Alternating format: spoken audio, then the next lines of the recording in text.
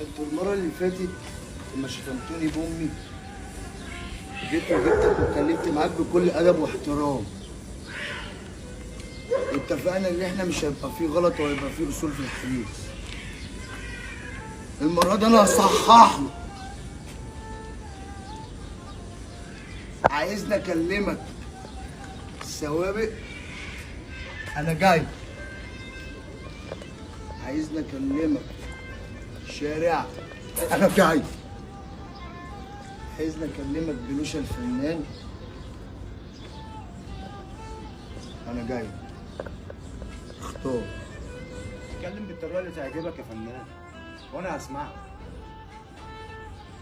انت كده كده هتسمعني وهتشد بلاصتك، بس انا معايا قضية دول